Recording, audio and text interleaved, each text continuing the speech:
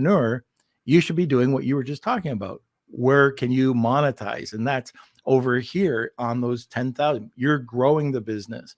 The rapid tasks, or these tasks that you might be doing every day that's soaking up your energy, like, why am I doing this? I'm trying to grow a business.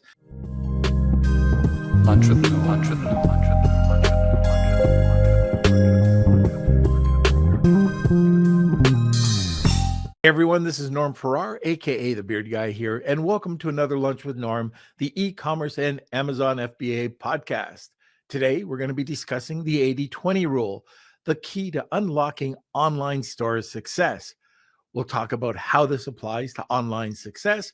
We'll talk about some common mistakes and how the 80-20 rule can apply to customer service. All right. Welcome to another Lunch with Norm, the e-commerce and Amazon FBA podcast. Like I just mentioned, we're going to be talking about the 80-20 rule, the key to unlocking online store success. Our guest is an entrepreneur with over 20 years experience in e-com, SaaS, and marketing.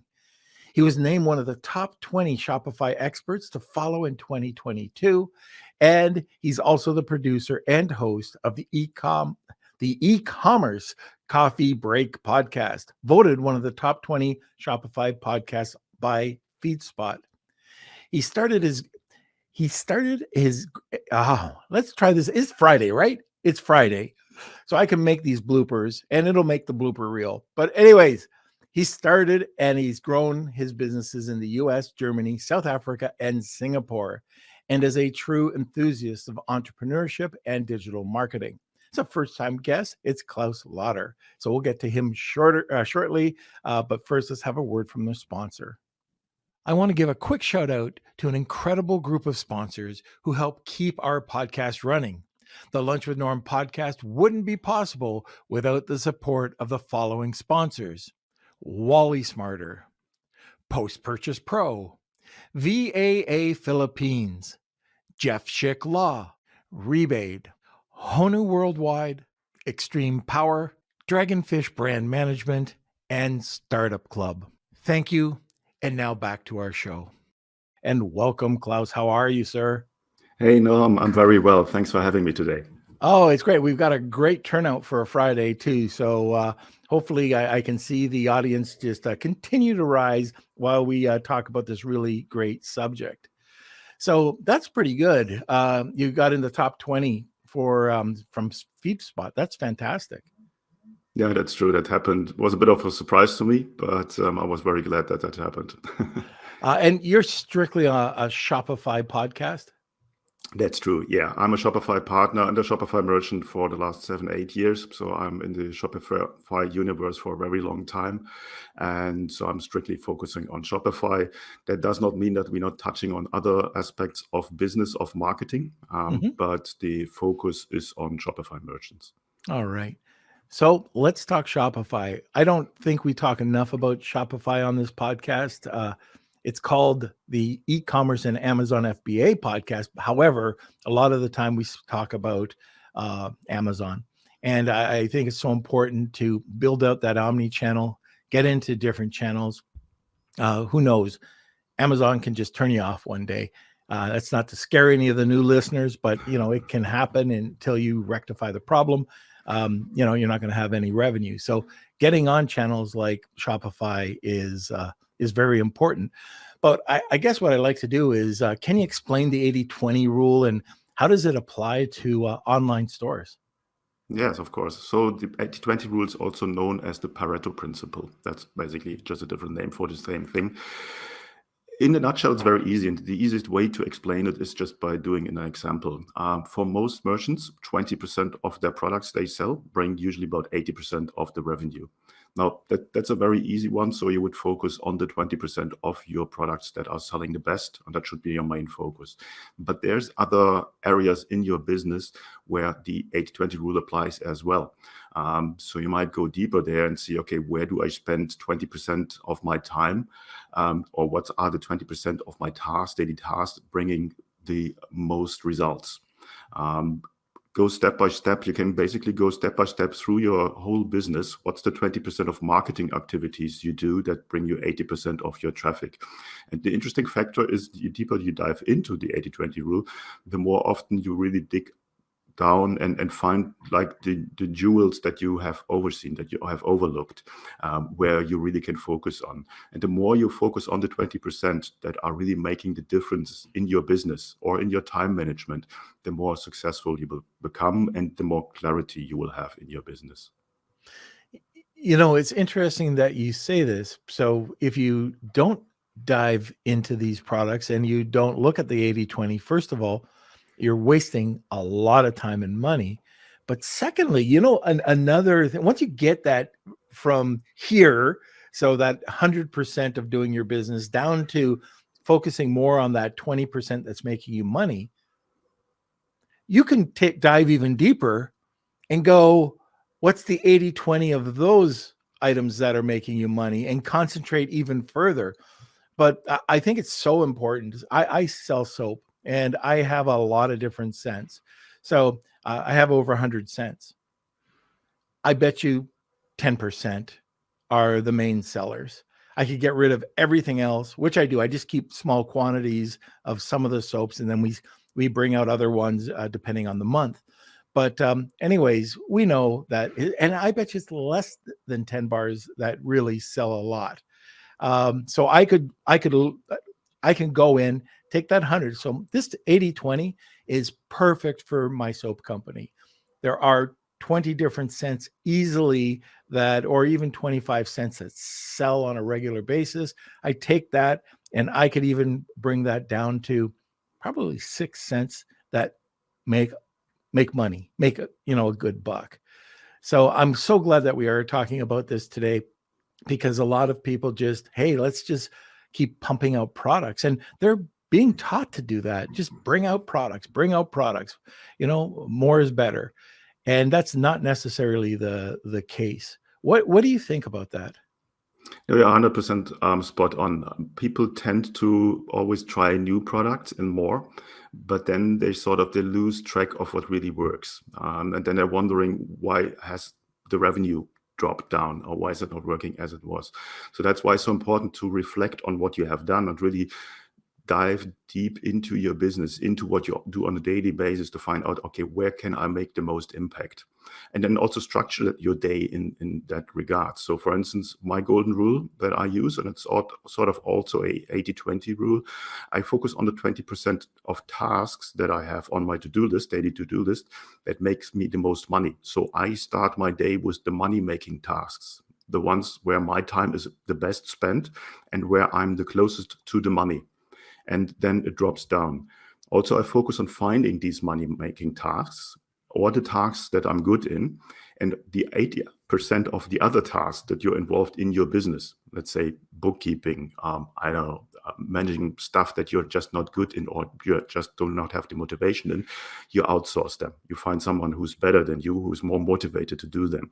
So basically, the 80-20 rule starts with yourself, looking at your own time and at your own skills to find what are the 20% that I'm really good in. If I'm a really bad copywriter, then you should not write Facebook ads or copy. Find someone. And that's where you basically go from step to step. And it will save you a ton of time. And again, it will make you money over time, because you're really focusing on the things that matter. One of the things that we've talked about before on the podcast, and this is more for developing your policies and procedures, or your SOPs, is that you do what you're talking about. And I'm so glad that you mentioned it, that it's outside of just looking at your brand. But it's once you get into the 80-20 and you look at everything you're doing in your life, you could really narrow it down to, where am I focusing on? What am I good at?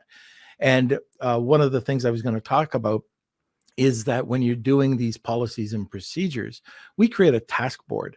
And we create a task board and these are just numbers I pick out of the air.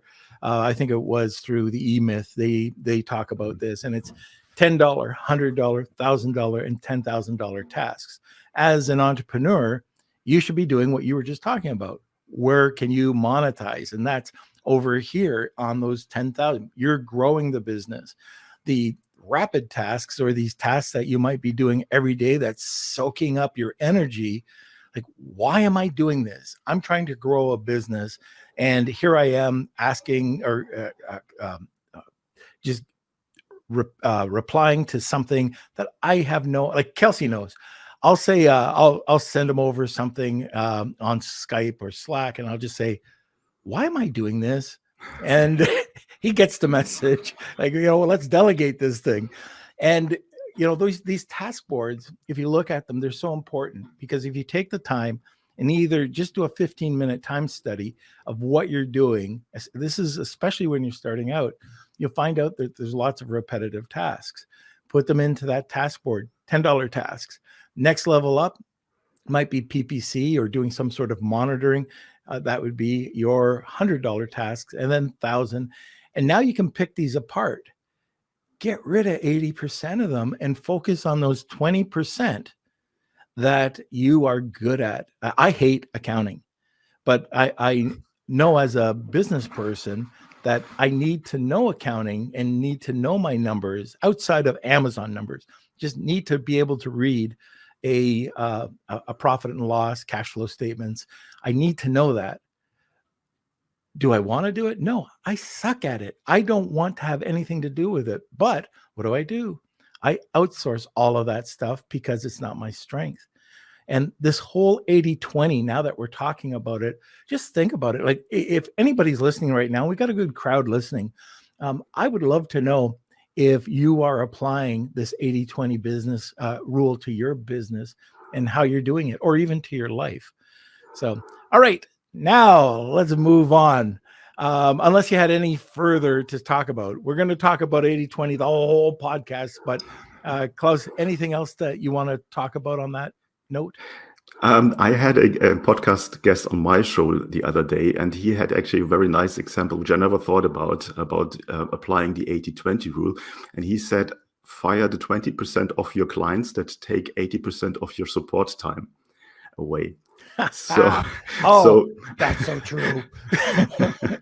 So if you have a client that is just taking a lot of your resources and time away, you might do the calculation, is it worth to keep that client, or is it better to fire this client? So I found this very amusing. Never thought about it, but if you really look at it, it depends a little bit of what kind of business you have, obviously, but it makes total sense. You don't want to have any time wasters, or I call them time bandits, on your team or in your day-to-day business. Now, there's definitely a way to do this.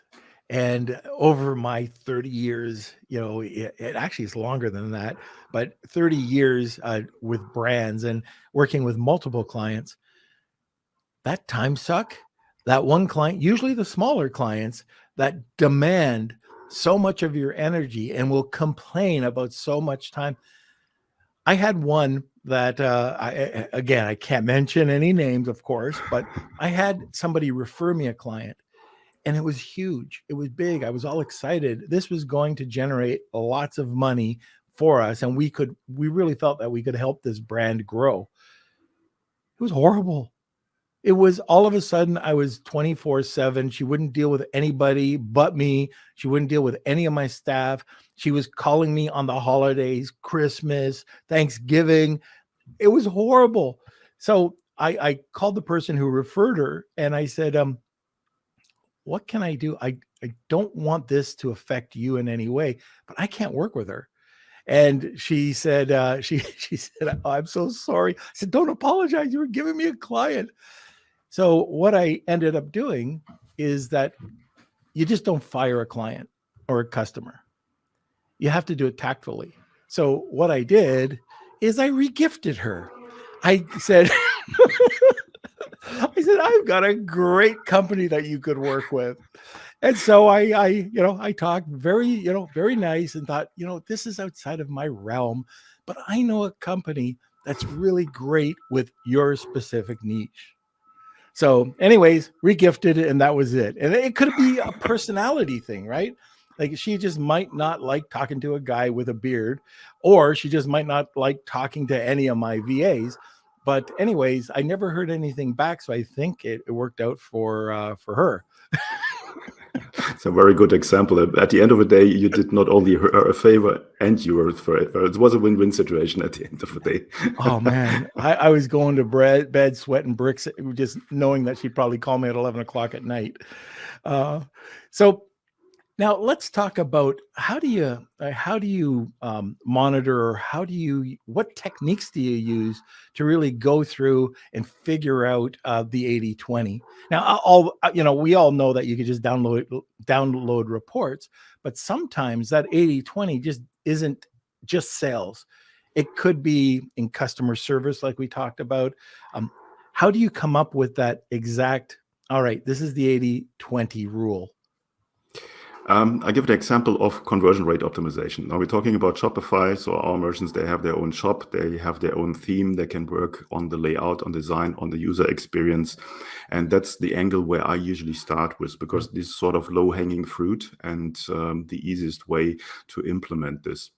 So just as an example, we start on the homepage. We look actually at the menu, at the navigation. And most of the time, we just reorder the navigation.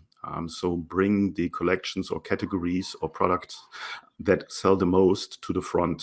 So if you just imagine you have a horizontal navigation with like 7 menu points in there, we order them in the order of the most revenue generated from left to right. So the most revenue-generated category collection will be next to the home link, home button, and then we start from there.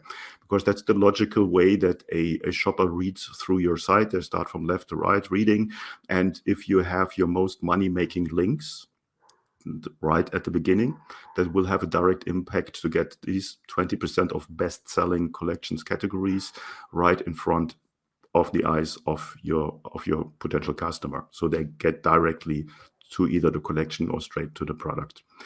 The same then happens going through the homepage or the collection page, where we reorder the products or categories in from top down. So the best sellings are on the top, and then the rest follows. Collection pages, the same. This is easy wins, because you sort of recreate the flow on how they go through, or the funnel, how they go through your site, and bring them to what converts the best. So that's a very, very easy win to start there. Deeper going into marketing, looking at different marketing channels, Shopify merchants also work with other platforms. There's a ton of different sales channels. One is Amazon, can be Etsy, can be others, Google Shopping. So we also focus on these and look, okay, which of these channels bring the most revenue from the outside in my funnel, in my store, and then see can we optimize, can we focus our time a little bit more on the most profitable sales channels. Same with different marketing strategies, looking into Facebook ads, into Google ads, whatever's out there, and saying, okay, which of these are actually driving you the traffic, and then focusing on what works best. So at the end of the day, it's really focusing on the best things that you have in your business. And for my clients, it's more that they create clarity for themselves. Shopify merchants, a lot of them are side hustlers, solo entrepreneurs, small and medium enterprises. They have a ton of things on their plate. They're all over the place. And obviously, the more you can take away from this plate, the more clarity they have. And the easier it becomes for them. And as we mentioned before, one of the keys is also to finding the 80% of tasks in your business that you can outsource. It's really getting rid of things and give that to people like accounting. We're on the same page. I hate accounting. Still, you need to read your balance sheet. You need to be able to read your balance sheet, but you don't need to sit there and do the bookkeeping and create the balance sheet. You find someone who's better than you. And you do this in every aspect of your business and maybe of your life, to really focus on the things that work well. This is so important. And I'm sure the listeners, and like I said, we've got a really great crowd for Friday tuning in live, but we can all relate to this. Why are we doing something? That's the question. When you start looking at something and going, why am I doing this? Or this is such a waste. Or, you do like I do and pull out your hair at a very young age, you're definitely doing something wrong. One of the things that you just mentioned about the collections is that this is something we learned last year. And we were putting out tons of content. So we have a really great blog that's out there that provides a lot of insight to the industry or to our niche. And we were getting a lot of traffic under certain keywords, but they weren't converting because we realized that we didn't have the proper call to action or a pop-up when people came over and they were looking at the blog. So I had somebody take a look at it and they said, collections. Well, first of all, pop-up for call of action. But when you go to your collections, people are looking for these particular words. Now, our soaps are made with pretty much the same ingredients, key ingredients, but they were looking under olive oil soap, natural soap products. And they recommended that our collections get changed. We had a completely soaps for men, soaps for women, blah, blah, blah, blah, blah. Well, they said, change it into those keywords. And all of a sudden, we're starting to get sales. And people, even though they were the same soaps, but we have a lot of different soaps, they get changed around when people go to the collections. All of a sudden, we had these collections that we didn't know would exist or didn't even think about existing. And then all of a sudden, we got sales because they were keywords that were driven. And like you said, we reprioritized what we were doing, changed the names of a few in the collections, and it made a big difference. Now, one of the other things before we go to our the bottom of the hour break, one of the things I want to talk about, a different rabbit hole, but let's talk about Shopify for just a second. A lot of our listeners are either Walmart or Amazon sellers. They're used to being on a marketplace. They're not used to being on a channel like Shopify. When do they know, or when should they go over to Shopify? And what's the difference in the Shopify platform compared to Amazon? The biggest difference is that somebody who goes to Amazon or Walmart is already in a buyer's mind. They go there to shop. So they have a purpose why they go there. They want to spend money. They look for products. With the marketing activities that you do for your online store, for your Shopify store, you need to attract people to come to your store. And you find them anywhere on the web, but they're not necessarily in the mood to buy from you. So it's a bit of a higher hurdle to get them there. It's much easier to have a Amazon store or products on Amazon because that's where the buyers are. The other difference is that Amazon, obviously, as you all know, keeps a lot of the data. You don't get much data out of Amazon. But with Shopify, you build up your own data. So it's your own data, it's own channel. So you build up your email list, you build up your retargeting links, all of this. That's a huge advantage if you want to build up a brand and you want to create recurring revenue. Customer lifetime value is the keyword there. So just bring people back to your store to sell more. And if you have a huge email address and you can do your mailings and other marketing activities that are really focused there because you own the data, then you have a huge advantage there. And also it's your data. So Amazon, as you mentioned in the beginning, it might happen, or it happens to sellers, that they get kicked out and then they're standing there with empty hands. That does not necessarily happen on Shopify. It's your data, what you have basically earned and worked on. So as always in life, there's benefits and disadvantages on using these platforms. My advice usually to my coaching clients is use both. You don't need to focus only on one. Depends a little bit which route you want to go, where you want to spend most of your time on, but most Shopify merchants use Amazon as an additional sales channel. And you can do it the other way as well. So you don't have to explicitly work only on one platform. But then both of the platforms have their advantages and disadvantages. All right, very good. So it is the bottom of the hour. And if this is the first time you're listening to the podcast, we always have a giveaway at the end of the podcast. We call it Wheel of Kelsey. So if you want to enter, it's hashtag Wheel of Kelsey, or tag 2 people, you get a second entry. Now we do have a double prize today. Klaus is giving away something, and we're giving away a special prize as well. So Klaus, can you tell us what you're giving away today?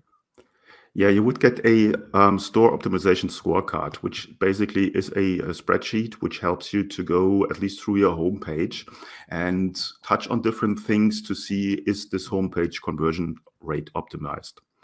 Conversion rate optimization is obviously a huge topic, something I help a lot of people with, because it doesn't really help to generate traffic to your website and then for what reason ever, that might be a technical reason because it's too slow, or that might be more psychology reasons, you're losing the people on your store. So you want to make sure that your website is completely optimized to keep the people in the funnel on the store and then get them through the cart and checkout as quick as possible. And that's where the scorecard would help with. All right, fantastic. Now, we've also got something a little interesting. We've never done this before, but we've been working with Afalabi on a course. That course will be coming out very shortly. This is a complete sourcing course, sourcing logistics supply chain management course that he's kept close to his chest.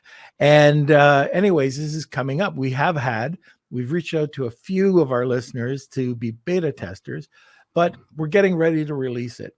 So we can either provide you with the course, free course, or we could give you a tariff terminator. And that tariff terminator, even if you have one project, if you've won this in the past, we're opening this up for a second time. So we'll go through and hopefully we can save you a ton of money checking out your HTS codes. So those are the two different giveaways that we have today.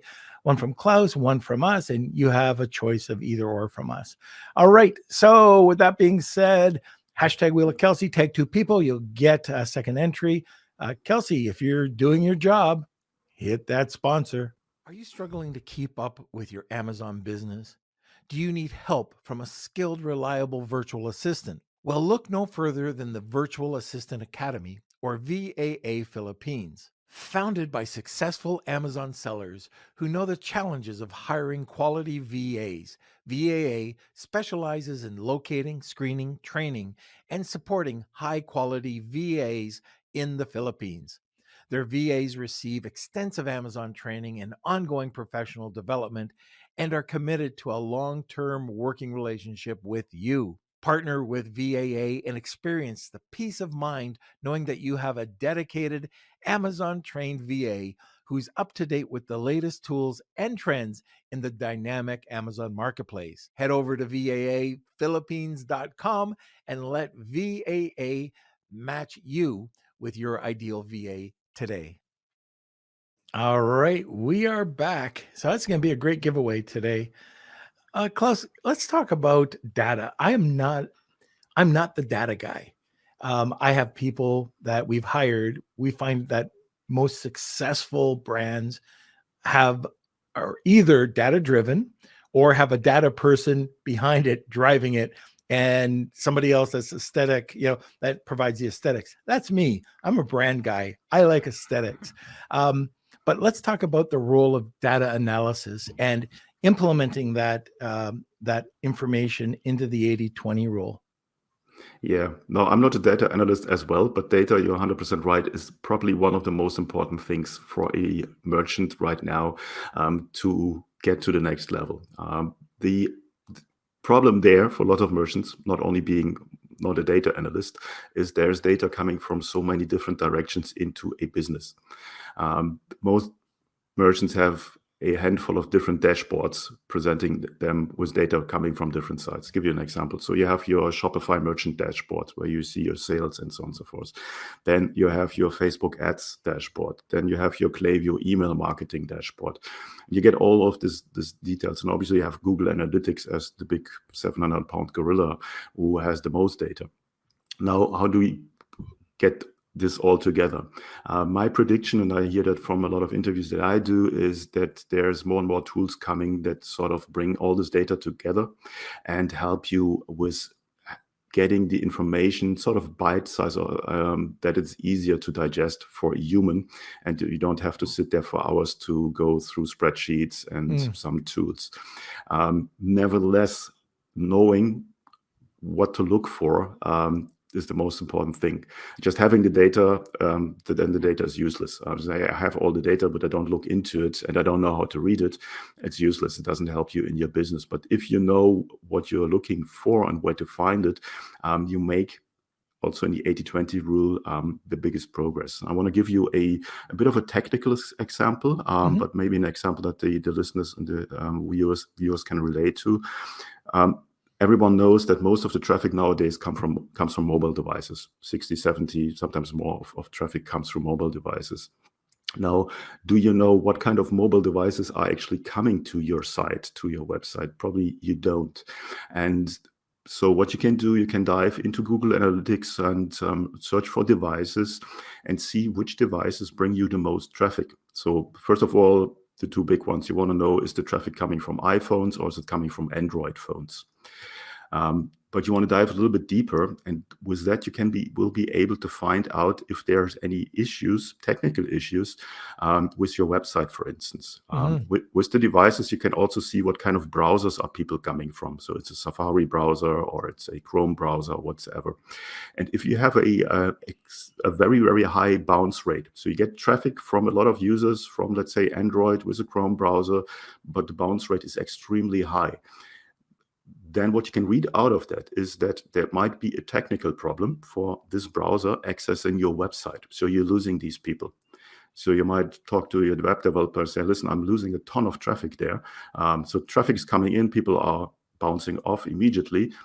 Have a look, test the website with that specific device, Android version whatsoever, and this browser, and see, does that work or not? More often than not, they will find problems with their website, that the mobile design does not work there whatsoever. So again, you want to optimize as much as possible, and you want to find, this is sort of the reverse 80-20 rule, you want to find the 20% of problems that you have in your business that might cut off a ton of traffic coming to your business. So this is an example. Yeah, that's a great example. And the other thing that I find very useful, so if you see something like that happening, you may also want to check out, just let's say you have just a high bounce rate across the board, you could just check out Google's speed test, let's try this again. Google's tests for your page, whatever it's called. Oh my gosh, brain fart Friday. But anyways, if you go to Google's URL that tests your page speed, a lot of the time you'll notice that your desktop is going to be working 90%, and you really do need to have it in the 90s, so you'll get a green tick. But let's say it's working at 93%. And all of a sudden you'll look at your mobile site and your optimization, it'll give you a score of 37%. And usually you'll see that it's either driven by images that aren't optimized or something that could be a fairly quick fix, but you're killing your mobile searches because it might take a minute to load your mobile page. And so this is just one app that Google provides free of charge that you can just take the results, copy it, and just say, hey, web guy, can you fix this for me? And now you're going to drive more, or you're going to have more engagement on your website, and it won't be such a high bounce rate. So I don't know if you've ever used, you've probably used this a million times, but that's just one of the tools that Google provides. That's awesome. Yeah, speed test is obviously for a Shopify store very important. Amazon takes care of that. So when you have your products in Amazon, you don't need to think about that. But with Shopify, there's a lot of ways that you can mess up your website, and the example of just uploading pictures that are too big, it's sort of taken care of with the last Shopify update, but that might be a problem. Or another problem that a lot of merchants had in the past is that they were just testing too many Shopify apps, and then they would interfere with each other and just slow down the whole site. And then it's finding what's causing the problems, and that might be an issue. And as you said, Google with their speed optimizer will help you there. I personally prefer GT Metrics as a speed test tool to test websites. It gives you a bit more information, and I think it's more accurate on the results than Google. So GT Metrics would be something that I would recommend. GT Metrics. GTmetrics.com. All right, yeah. Kelsey, if you could put that in the comment section, that would be great. Okay, so let's talk about some examples of how online store owners have successfully implemented your 80-20 rule. Yeah, so I think we have one here in the chat. Howard was one of my coaching clients. Howard was. So a while ago. So the easiest, as I said, the easiest is really, I start with the store, with the website, and you usually can see quite a bit of a uptake on conversion rates, and then with that, obviously, on the revenue coming in once this process is done. And usually it's very straightforward. You get a video from me for about an hour where I go through the store, and then they start implementing. And depending on how quickly they implement, if they can do it on their own or if they need an external developer, they will see results within a week or two. And there is usually a huge uptake there. So that's the fastest way to get to the low-hanging fruit, to find the 20% on optimization potential in your Shopify store. Okay. And what about mistakes? What are some common mistakes sellers are doing? Well, one mistake obviously is having too many apps in the store. There's a bit of the shiny object syndrome. There is, I think, in the App Store right now in Shopify, they have about 6,000 or 7,000 different apps. So it's a ton. And they try out literally everything that's in there. They end up with a store that starts with 3 pop-ups, for instance, pop-ups that they're overlaying and make it really difficult to use this. Or really every upsell tool, every upsell strategy that is there. Now, increasing average order revenue is very important, and it's a good strategy overall. But if you have 3 upsell strategies running before people come to the checkout, they might be annoyed by them. So you get them to the product detail page, and on the product detail page, they're trying to upsell you some other things, and more often than not, they try to upsell you products that are not related to the product that they're interested in. So that usually doesn't work. And then they click add to cart, then a pop-up comes and tries to upsell them, and they go to the cart, and there's another pop-up trying to upsell them, and then they go to the checkout page. So it just goes on and on and on, and people just pass out. It was like, I'm annoyed. I'm just leaving here. So again, it's about creating clarity and providing the right information in the right moment. Other, also with restructuring, is to show, as said, the right information, right moment. Best example there, a lot of stores have the credit card logos on the homepage or on the product detail page. Now, this is an information that for a potential buyer is not adding anything, because they do not even know who you are, what you sell, am I interested in, and so on and so forth. So credit card logos, they become interesting on the cart page when you say, oh, now I want to shop, I want to buy. Now the question comes up, how can I pay? So you don't want to have them anywhere else on the website beside on the cart page, on the checkout page. Same for shipping rules. Shipping, you want to have that on the product detail page. You don't want to have a link that goes to some kind of policy pages, shipping policy pages. So you want to keep them on the product detail page. So you see there's a lot of small things that fall all in conversion rate optimization, but this is the 20% where you can optimize your store. Most of the time, it's just rearranging 20% of your website to make it better. And then you will see that there is a huge uptake on that one. All right. Now let's talk about customer support. Other than turfing your bad clients or customers, how can this 80-20 rule be applied to customer service and support? Yeah. Customer support is most of the time very repeating tasks. It's like, when does my order arrive? So questions about shipping, questions about return policy, all of that. So there's a lot of things that are just very, very repetitive. And you mentioned standard operating procedures earlier, and that's what you want to do. So for these 80% basically of returning things, you want to create standard operating procedures and flows or tasks automatizations in the background that can take care of that. So either you have your virtual assistant that works by the standard operating procedures, or you have some kind of AI, which is coming more and more, which takes over and takes all of that from the plate, which then at the end you have killed 80% of all requests that are coming in, leaves you with 20% that are sort of individual requests where you really need to go and write an individual email to the customer. But 80% of that you can basically kill and do it with automations or outsourcing. All right. Very good. Okay. That's it from me. You're off the hook from me, but we do have other questions. All right. So, yes, we got lots of questions coming in. From Simon, like Norm, I have 100 SKUs with about 10 to 15 top sellers, makes 80% of sales and profit. Should I just drop the others? I would not necessarily completely drop them, because you're always on the hunt of the next top seller, and that might be one in there in this bunch of the ones that you want to test. I would just rearrange your marketing strategy and your store and whatever you have on the top sellers. So they should be front and center.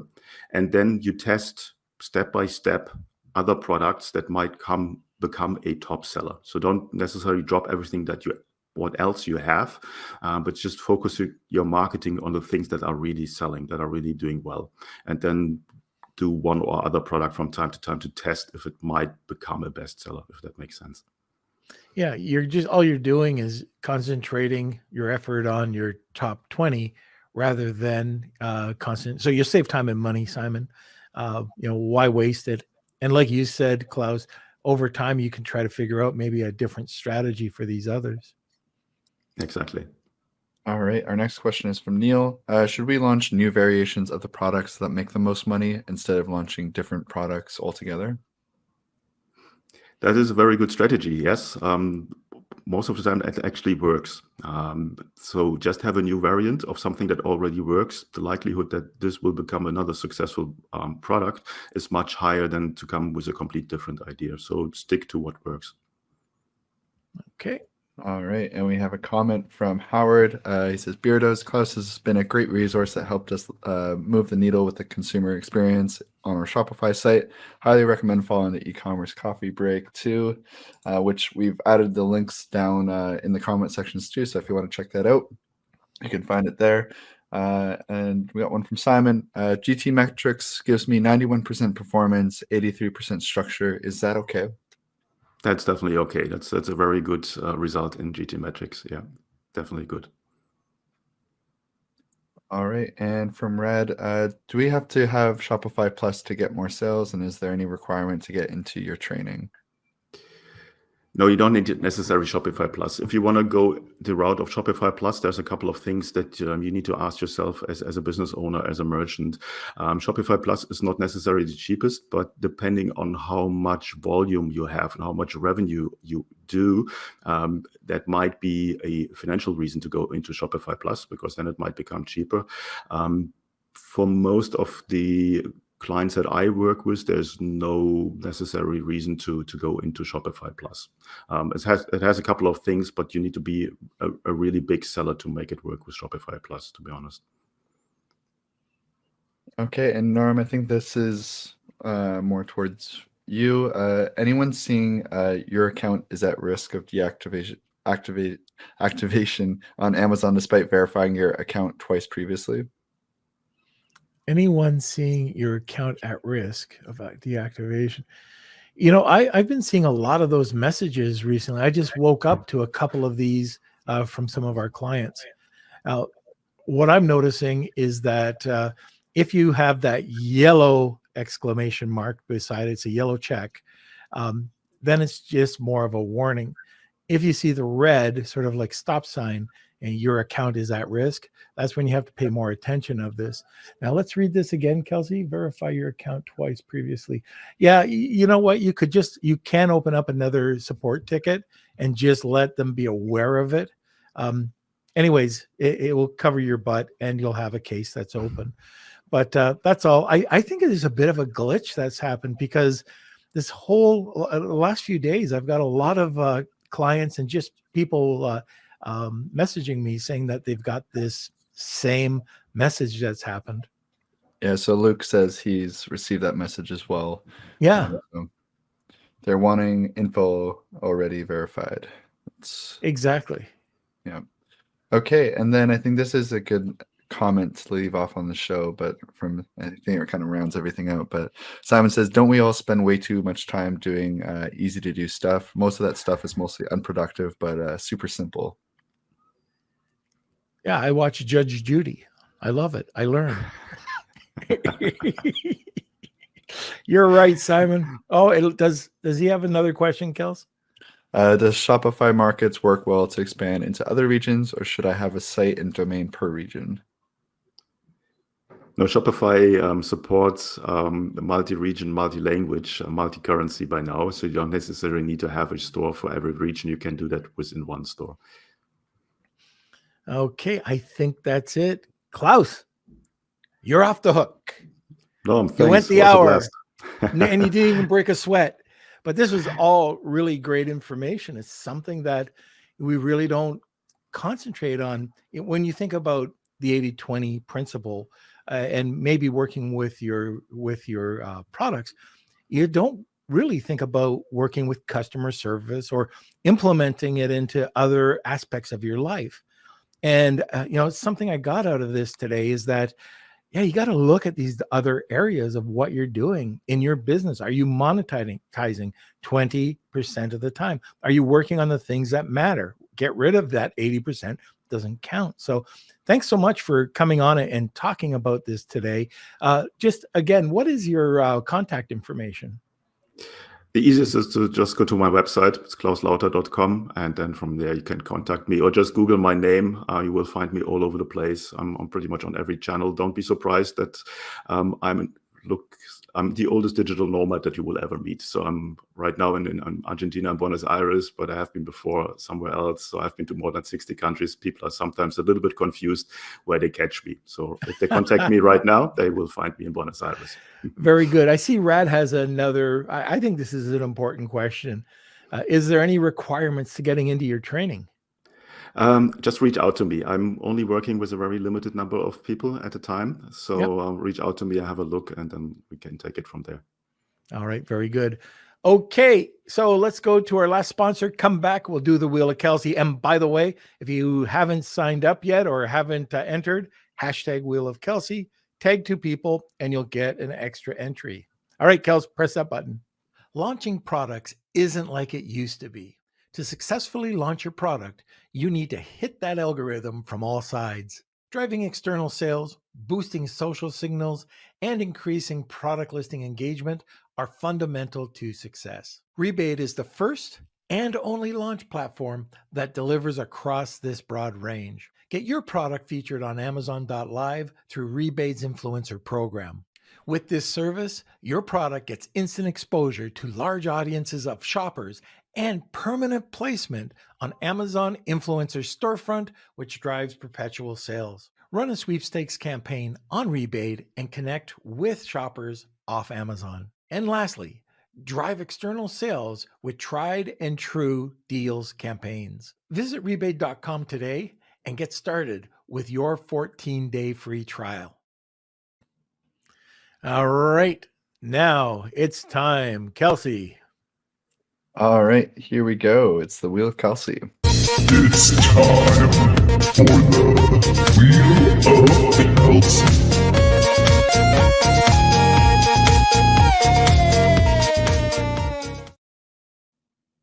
Okay, so we're going to shuffle this up. If you're new to the podcast, we do this every single episode. So today we've got a double giveaway to one lucky person. So we'll see who the winner is. If you are the winner, please email me, kate@lunchwithnorm.com. And looks like it's Rad. Rad. Oh, wow, Right that was close. All right. Congratulations, Rad. If you can email me, k@lunchwithnorm.com, we'll set you up with the scorecard and your choice of Tariff Terminator or the Sourcing Mastery course from Honu Worldwide. Okay. Well, that's fantastic. All right, Rad. I think you're going to really like that. Klaus, it's been great having you on here. Want more great information? don't forget to subscribe by clicking here. Also, if you want to check out our latest podcast, click over here. Entrepreneur.